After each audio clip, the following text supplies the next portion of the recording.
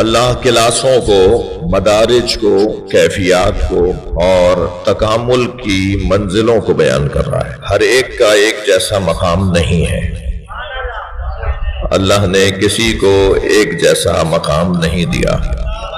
دیکھیے، اللہ سے نہ تو کسی کی رشتہ داری ہے، اللہ کی کسی سے رشتہ داری نہیں ہے، اس لیے کہ وہ لم یلد ہے ولم یولد ہے، نہ وہ کسی کا باپ ہے نہ وہ کسی کا بیٹا ہے، اور نہ ہی اللہ سے کسی کا پڑوس ہے۔ پڑوس کی بنیاد پر بھی فیصلے تبدیل ہوتے ہیں۔ بھئی جیسا ہے پڑوسی ہے، جیسا بھی ہو پڑوسی ہے، کافر ہو، مشرک ہو، مخالف ہو، کوئی بھی ہو پڑوسی ہے، پڑوسیوں کا خیال رکھنا ہے۔ تو اللہ کا کسی سے پڑوس بھی نہیں ہے، اس لیے کہ اللہ کا جسم نہیں ہے، اور جسم نہیں ہے تو اللہ کا مکان نہیں ہے، مکان نہیں ہے تو پڑوس نہیں ہے۔ پڑوس تو اس کا ہوگا نا جس کا مکان ہوگا۔ جب اللہ کا مکان ہی نہیں ہے، خانہ کعبہ اللہ کا مکان نہیں ہے، یہ مسلمانوں کو مرکز سے جوڑنے کا ایک رستہ ہے جسے کعبۃ اللہ کہا جاتا ہے۔ اللہ مکے میں نہیں رہتا۔ عجیب بات ہے، عقیدہ توحید بیان کر رہا ہوں، اللہ مکے میں ہے۔ اگر کوئی یہ کہہ دے اللہ مکے میں ہے تو جواب آئے گا نہیں، اور اگر میں کہوں اللہ مکے میں نہیں ہے، جواب آئے گا ہاں۔ توجہ ہے بات کی؟ مثلا میں آپ سے کہوں اللہ مسجد و امام بارگاہ آل محمد میں ہے، تو یہ میں محدود کر رہا ہوں، تو جواب آئے گا نہیں۔ اور میں کہوں گا اللہ مسجد و امام بارگاہ آل محمد میں نہیں ہے، جواب آئے گا ہاں۔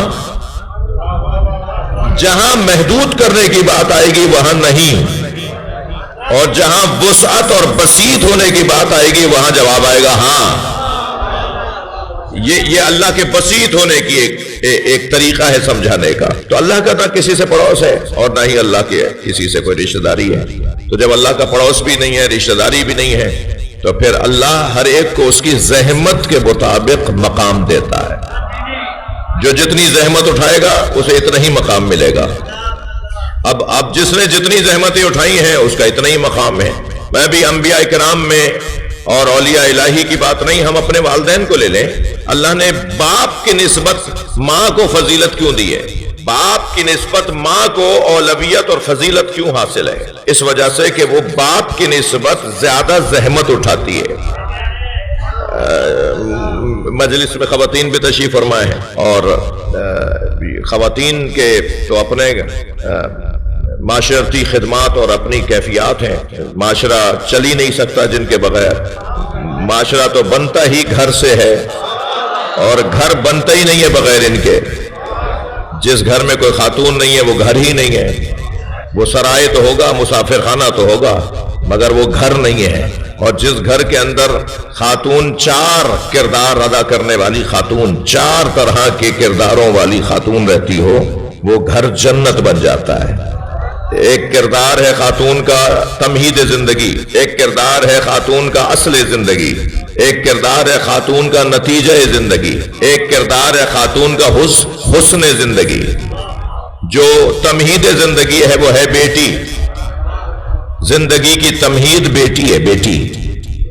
آصف بھائی کہاں بیٹھا ہے؟ یہ جو یہ سسٹم سنبھال رہا ہے وہ ہے کہاں؟ وہ مجھے نظر نہیں آ رہا، اس کی خیر ہو۔ ارے بھائی اس کا ساؤنڈ بند کرو۔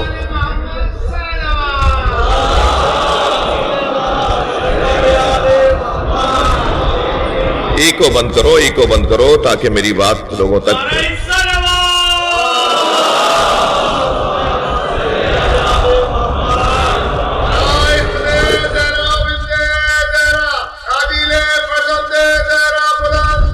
صلوات اللہم صل علی محمد وعلی محمد۔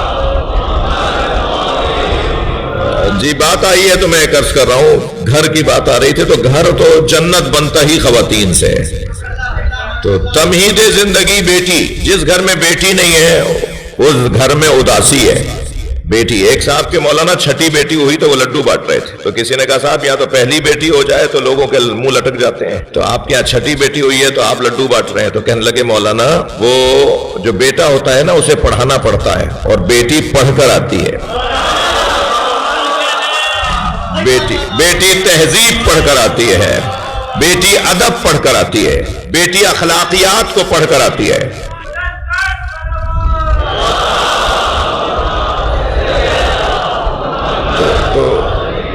جو بیٹیوں سے گھروں میں رونا ہے، یہ تمہید زندگی ہے جو بیٹی ہے۔ پھر یہی جب روپ بدلتی ہے، دوسرا کردار گھر کے اندر ہے اصل زندگی، وہ ہے زوجہ۔ زوجہ زندگی کی اصل ہے۔ پھر یہی خاتون جب ایک اور کردار اور ایک اور قلمدان لیتی ہے تو یہ ہے نتیجہ زندگی، جسے کہتے ہیں ماں۔ ماں نتیجہ زندگی ہے۔ اور میں مضمون سے ہٹا ہوا نہیں ہوں عزیزو، اس کے بعد ایک اور کردار بھی ہے خاتون کا، وہ ہے حسن زندگی، جسے کہتے ہیں بہن۔ بہن کے بغیر تو کربلا نہیں بستی بھائی، بہن کے بغیر تو امام حسین کی تحریک شروع نہیں ہوگی۔ تو یہ جو کردار ہے خواتین کے، یہ اپنے اپنی جگہ ان کا اپنا اپنا مقام ہے، اپنا اپنا کردار ہے، اپنا اپنا کام ہے، اور ہر کردار میں یہ ایک منفرد مقام رکھتی ہے۔ یہ ہر قلمدان جب ہاتھ میں لیتی ہے تو اس کا مقام دوسرے مقام سے کم نہیں ہوتا۔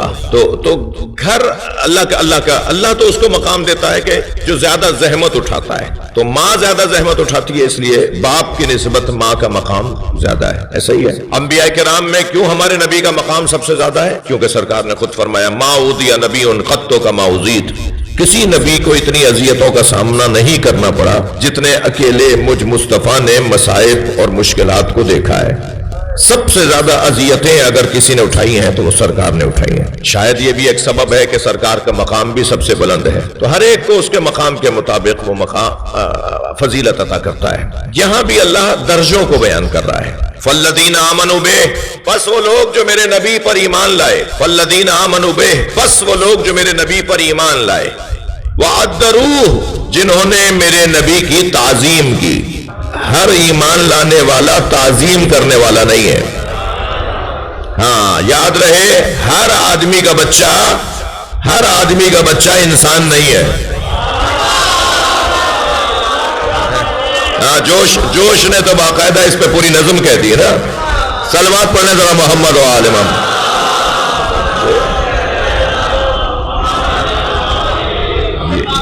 یہ آدمیوں کو انسان بنانا، ایک صلوات اور پڑھے نبی کی ذات پہ۔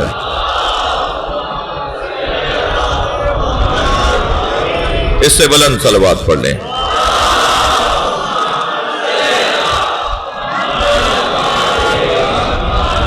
توجہ میرے ساتھ ہے؟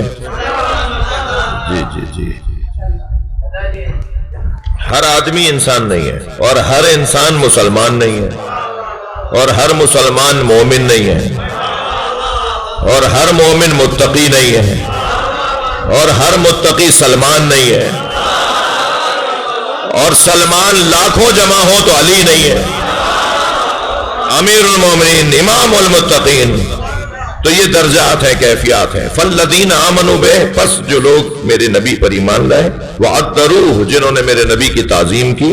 اب ایک اور درجہ بڑھ گیا، ایمان کے بعد تعظیم کرنے والے لوگ۔ اب تعظیم کے بعد ایک اور درجہ بھی ہے، اور وہ کیا ہے؟ وَنَصَرُوهُ، جنہوں نے میرے نبی کی مدد کی۔ یعنی ہر مومن تعظیم کرنے والا نہیں ہو سکتا، ضروری نہیں ہے، اور ہر تعظیم کرنے والا مدد بھی کرے، یہ بھی ضروری نہیں ہے۔ اس کے بعد چوتھا اور آخری اور کمال کا درجہ کیا ہے؟ فَاتَّبَعُوا نُورَ الَّذِي أُنزِلَ وَاتَّبَعُوا نُورَ الَّذِي أُنزِلَ مَعَهُ، اور اس نور کی پیروی کرنے والے لوگ جو نبی کے ساتھ نازل کیا گیا ہے۔